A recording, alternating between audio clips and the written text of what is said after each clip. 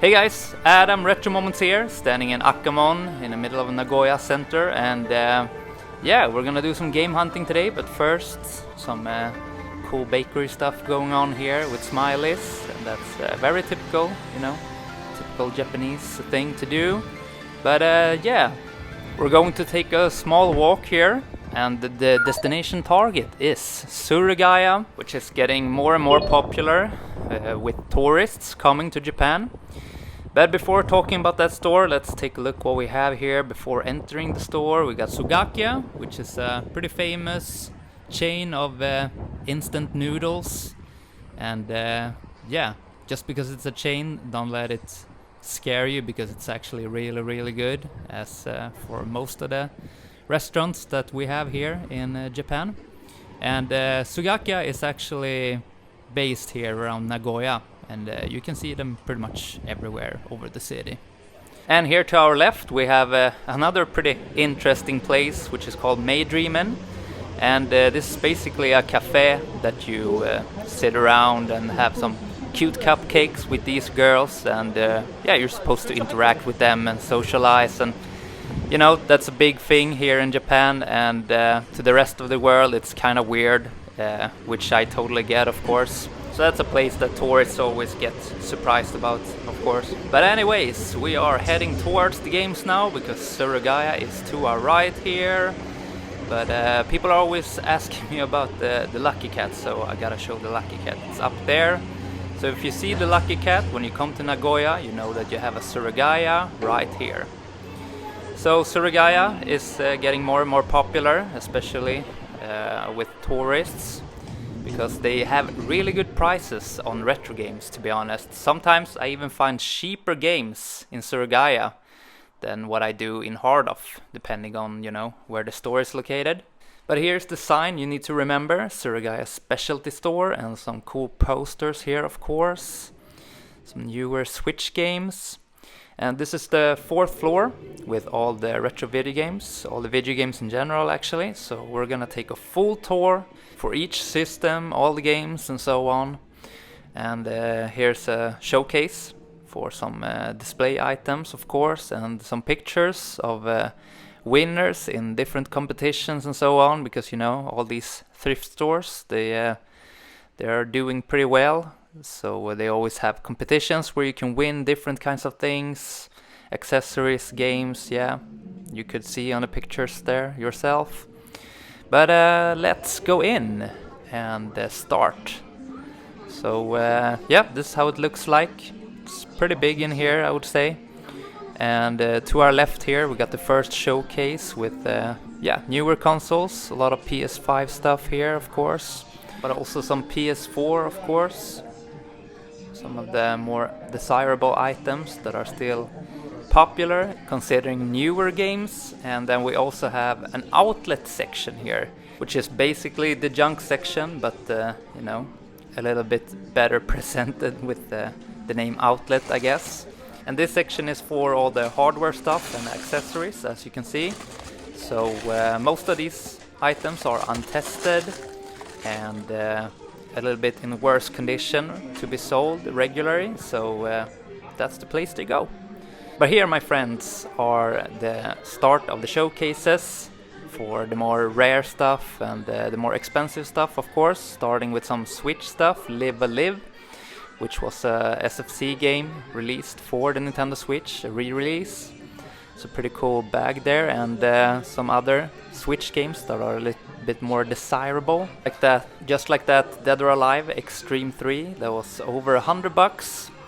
But going further here, we have a GameCube section, and some GBA and GB and Game Boy Micro there are getting really up in price, 35,000 yen.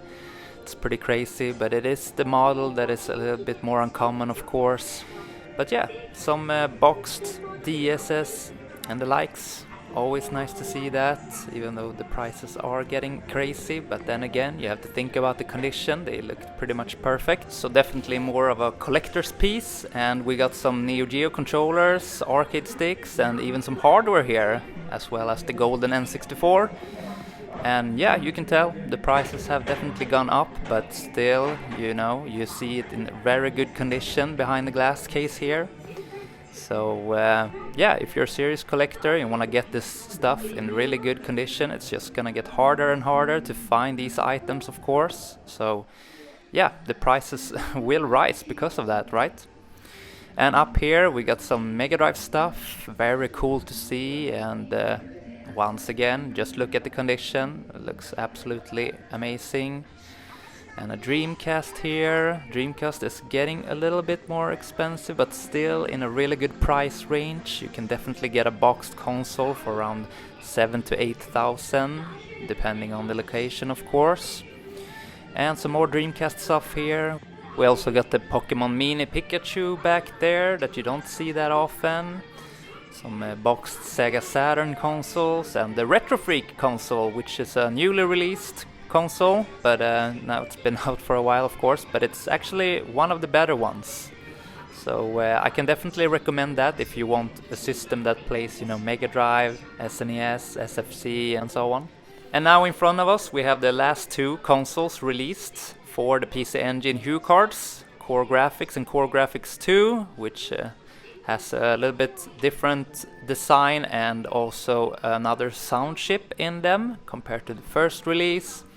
And we also got some more Sega stuff, and down here, we got Robe the Robot, and in perfect condition actually, and the Famicom and so on. And as you can see, the prices are not that bad actually, I don't think so. Imagine how old this is, and you know, imagine the condition that you're seeing it in. So yeah, considering that, I think it's pretty good. And we got some mini consoles, mini arcades here, and the CD-ROM unit for the PC Engine. And behind us we got the section for DS and 3DS. And yeah, each section for games are gonna be this big or bigger. And here's a classic game, Ni no Kuni for the DS. Very cheap price for this special edition box. And Pokemon games, of course, everywhere. We got Zelda Majora's Mask here for 4,100, so like 30 bucks. And what else do we have here? Let's see. Final Fantasy for the DS. That's a game that I've never played actually. And some more special editions, and Chrono Trigger, of course, for the DS.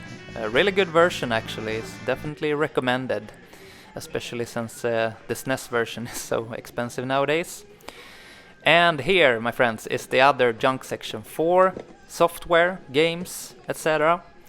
And Tales of Symphonia here for a bargain of a price. So most of these games are 100 yen a piece. So yeah, if you stand here long enough, you will definitely find some good games for basically nothing.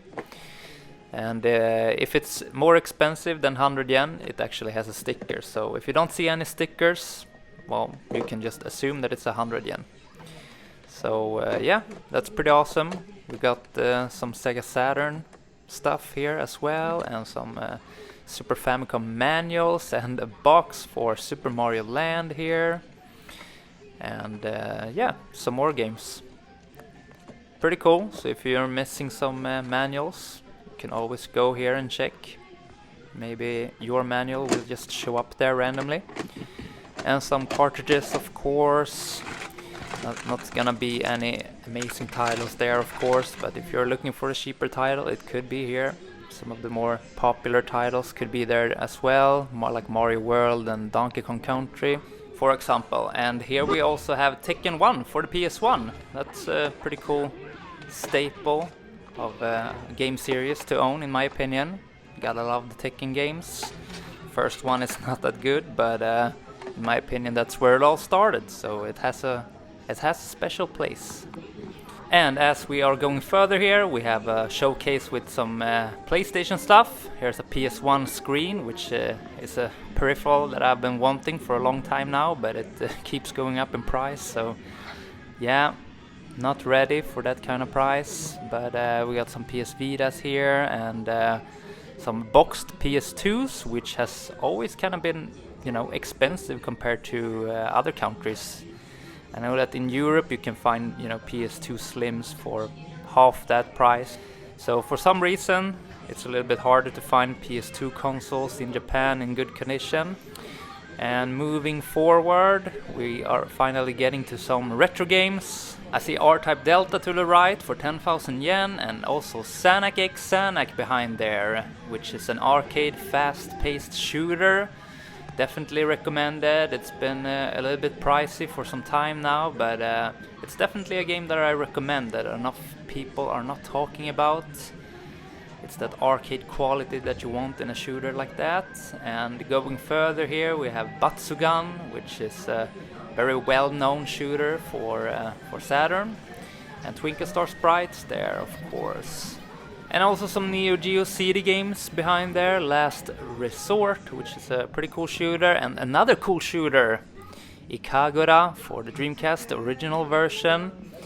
And yeah, as you can tell, a lot of shooters are definitely going up in price because they're easy to pick up and play. You don't need any Japanese language knowledge and so on.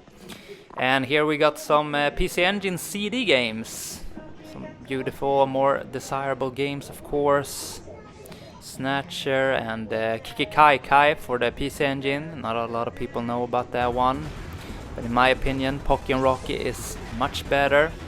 And we also got Star Soldier there for N64, which is a pretty cool shooter. Not a lot of shooters released for the N64, so it's cool to see that Japanese exclusive game there. And going further here, we have the Switch section, and this is how it looks like.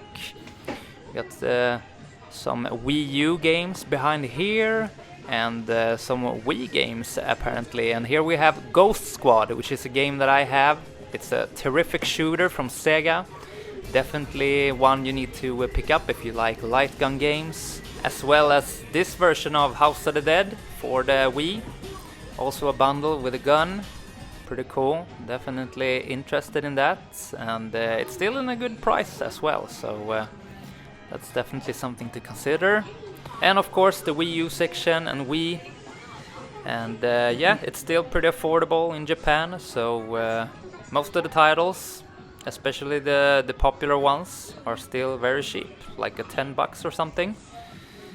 And going further here with the Switch games on the other side, we have tons of Japanese exclusive Switch games, of course, that were never released outside Japan.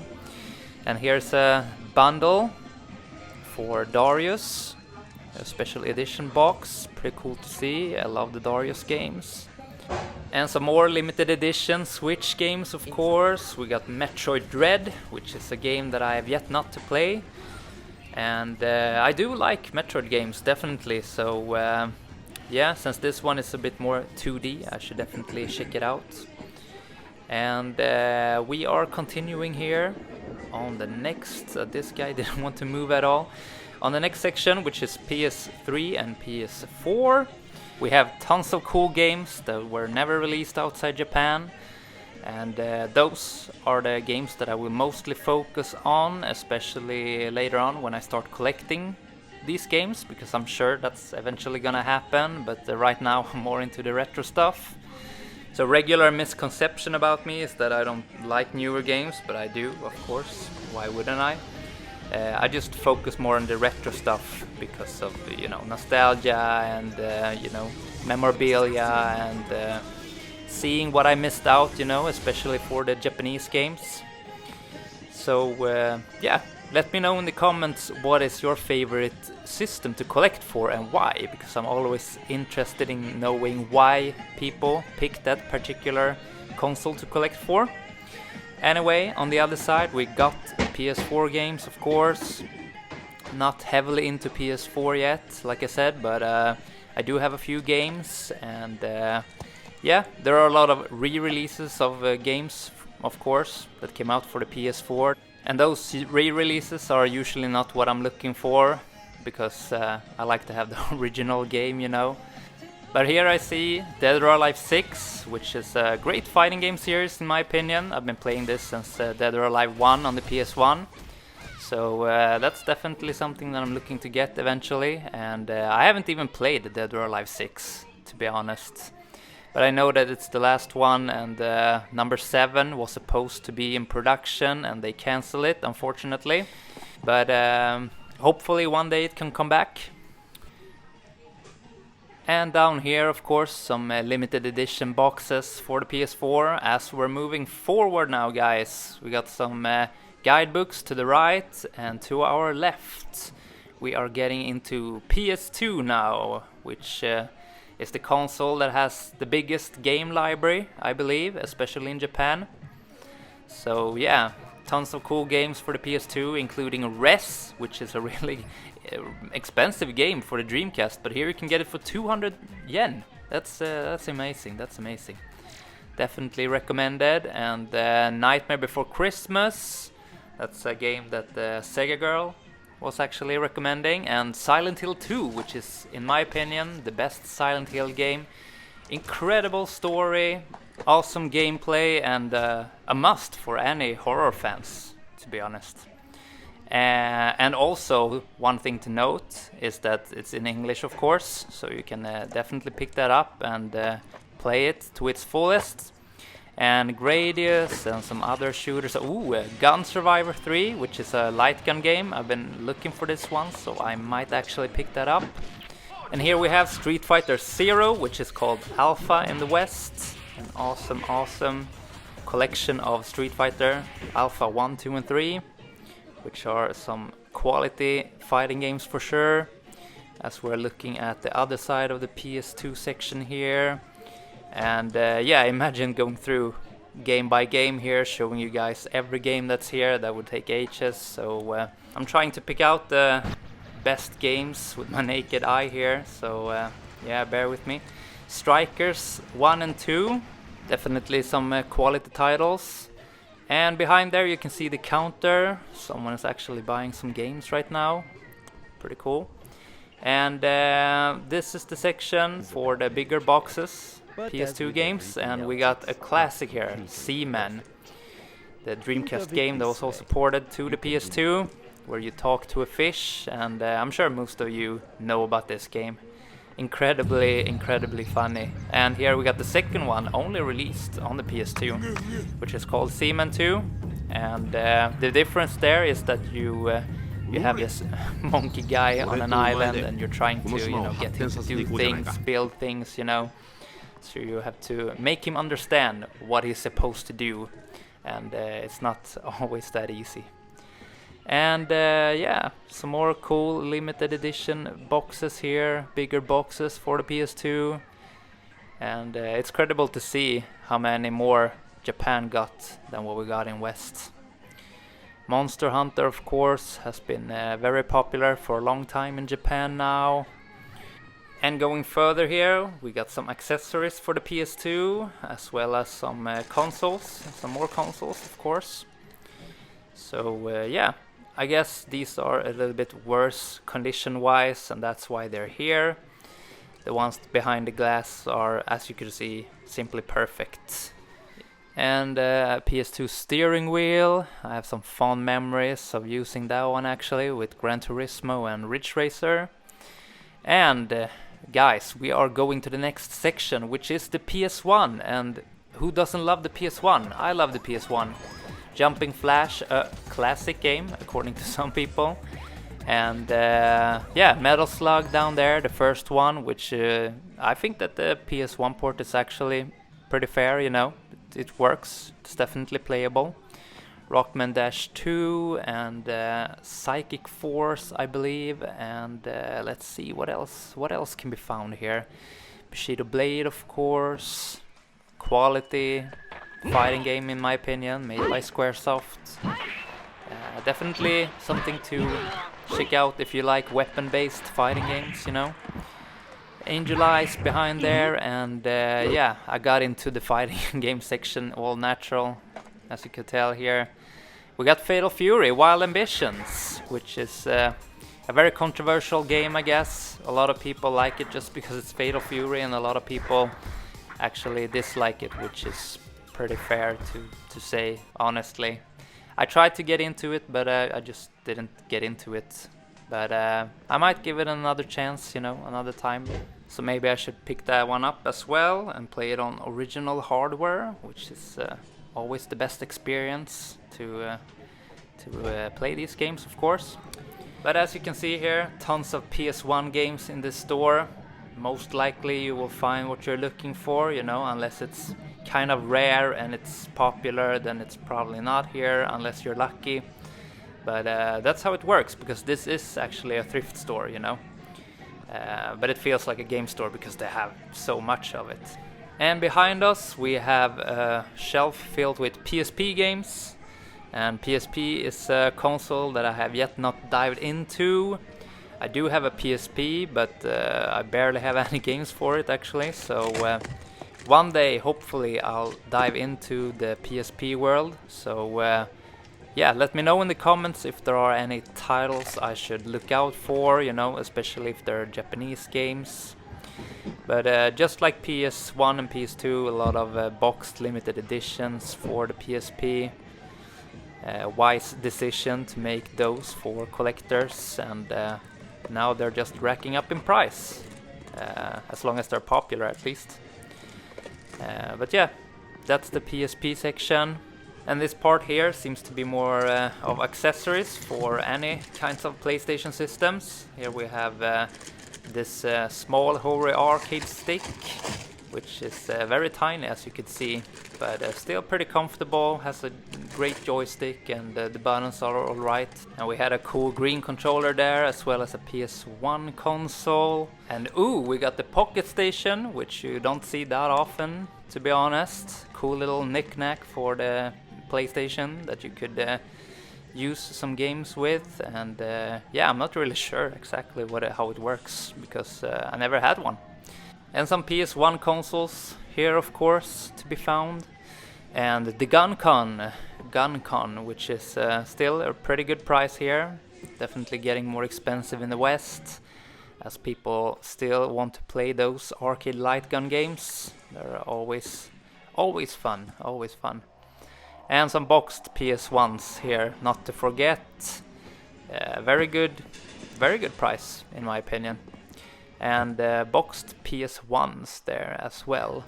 And some more underneath that, of course. So yeah, pretty easy to find PS1s if you come to Japan. Still got lots of those. And here's a junk section for consoles actually. So if you feel like taking a shot, gamble a little bit, you could definitely get a console for a cheap price here.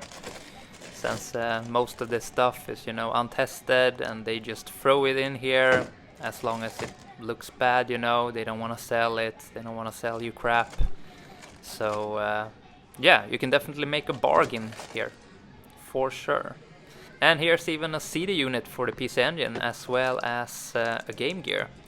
But Game Gear screens usually fails, so I wouldn't take a shot on that one actually.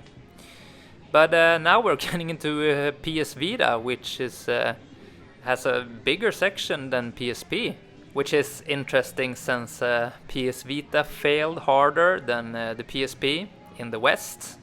But in Japan, it was actually the opposite. PSVita was pretty successful, I'd say. So that's also another console to dive into in the future. So let me know if you have any cool PS Vita titles that I should check out.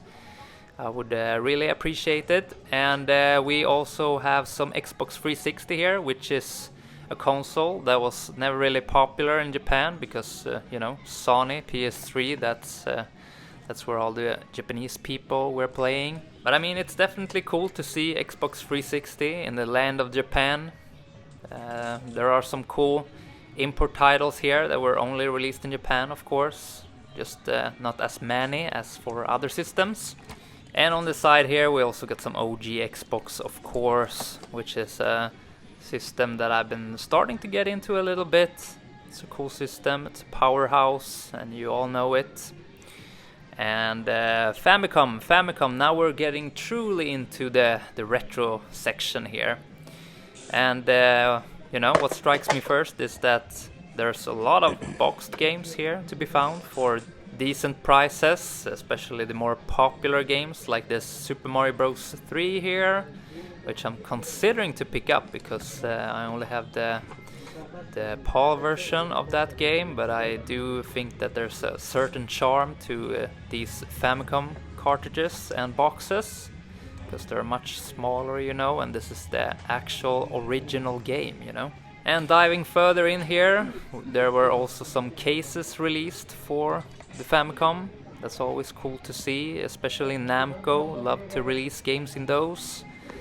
Yoshi's Cookie down there, it's another classic puzzle game, and here are all the loose cartridges. I see Ninja Gaiden, which is always cool to see. Definitely some of the best platformer action games for the NES Famicom in my opinion. Not to be missed. And I also want to say that about this game, Mega Man 2. That's a game that you have to have. It's a undeniable classic in my opinion, and I know that a lot of people have that opinion. Mario Paint in its complete form looks pretty good. A Super Famicom in its complete form. As we are going further to the next section, there's no stopping here, guys. There's so many games to look at, so we have to keep moving.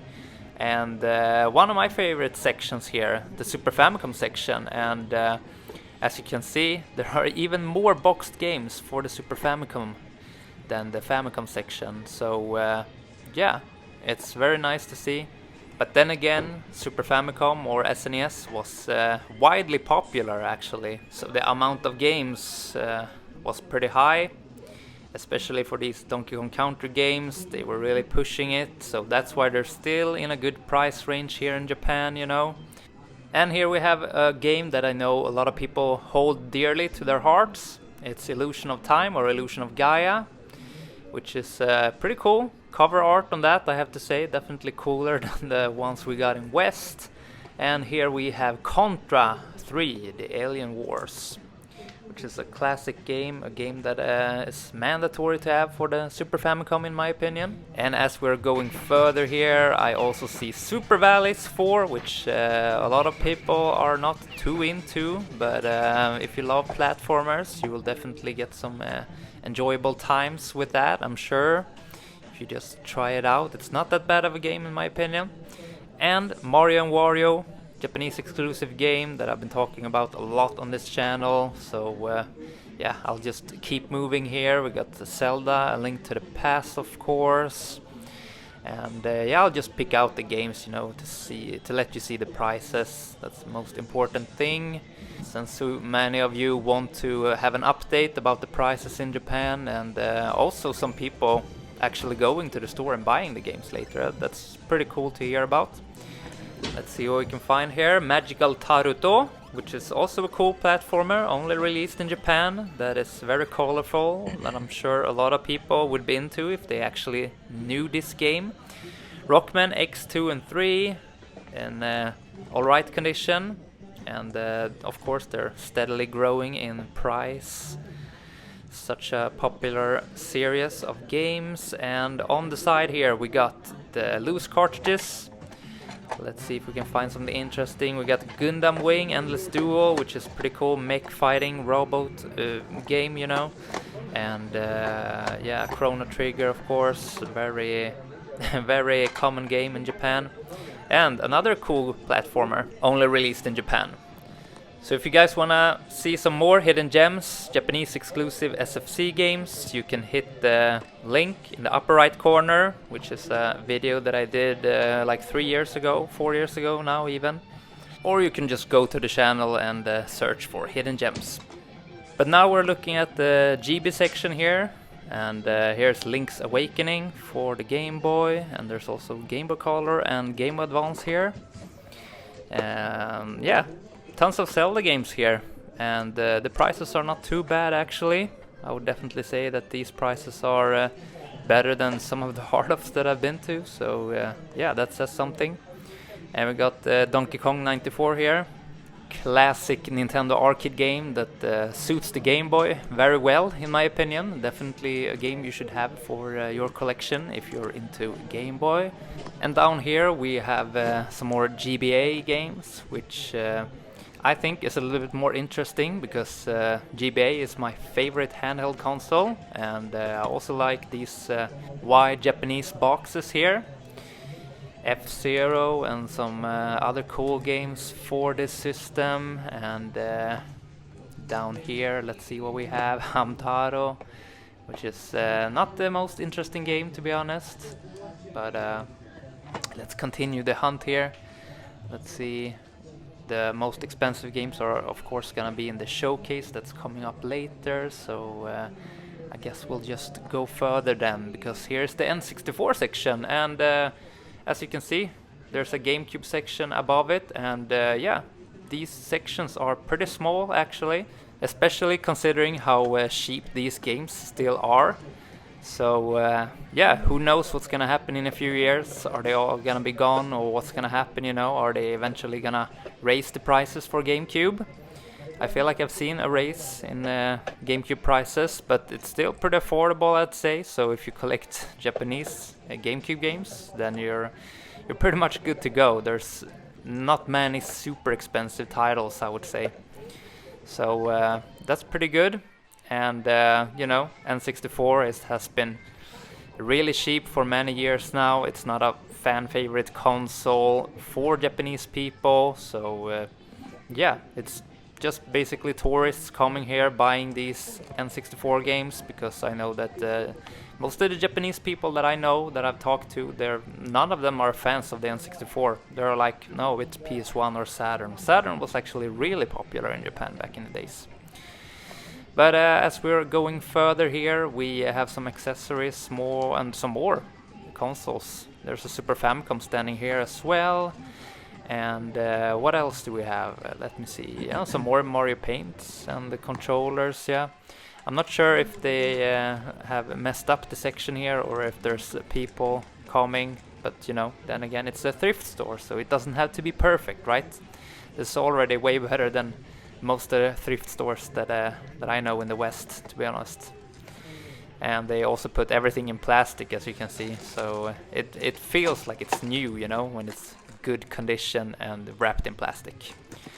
And that's a pretty cool controller that you don't see that often, and I'm not sure what that is. Interesting gun for a console, I guess. And a cool DC controller there, and we also have this Densha the Go controller, which is a train simulator. I'm sure many of you are already aware of this.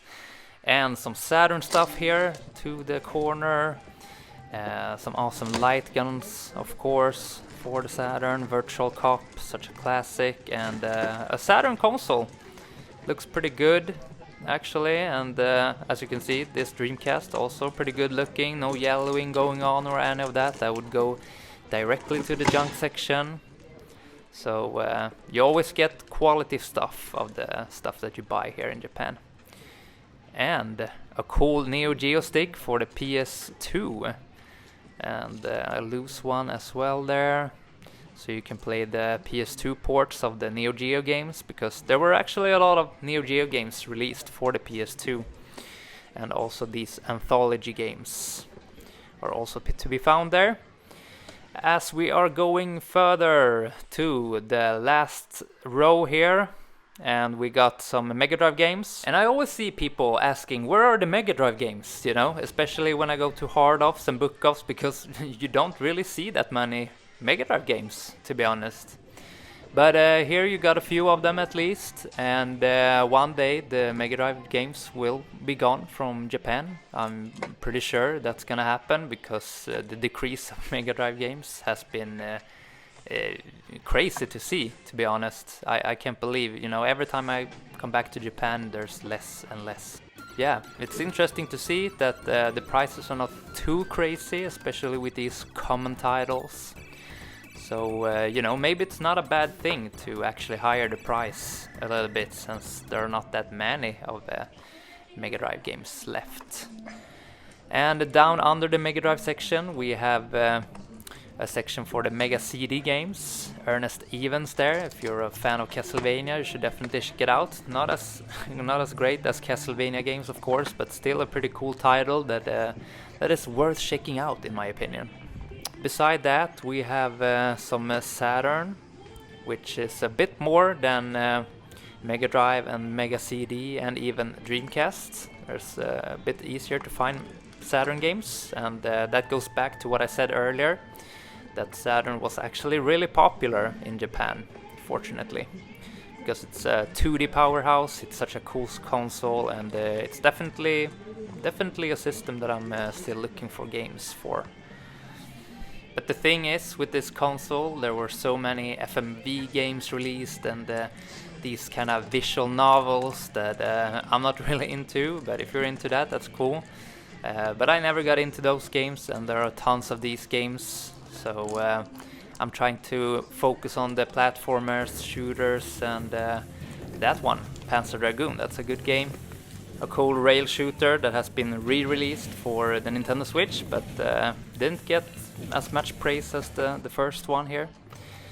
And now we're taking a look at the Dreamcast section, of course, which also has a lot of visual novels and the likes. But here we have Dynamite Cop 2, which is a cool arcade beat-em-up game. Definitely one to check out, especially if you have the console and you don't have that game already. And some quality Capcom stuff here. And King of Fighters 99, which is one of my favorite King of Fighter games, actually.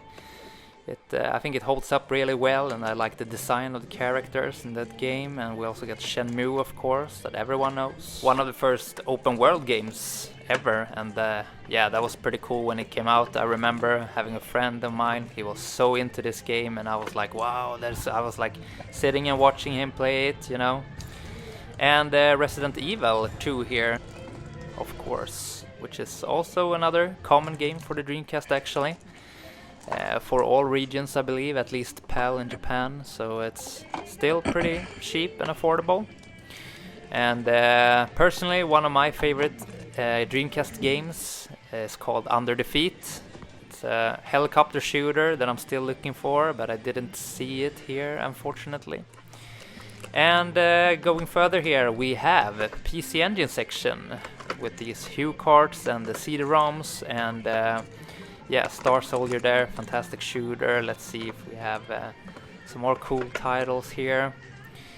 So I've had a PC Engine for a while now, but I'm still looking to get some games, especially the Super Bonk games, you know, PC Genjin, which was the mascot for PC Engine, at least in the beginning. And let's see if I can find the game. So here oh wow, we got the number 1 and number 2 here. So yeah, not too bad of a price in my opinion, but yeah, maybe I'll pick it up. Let's see.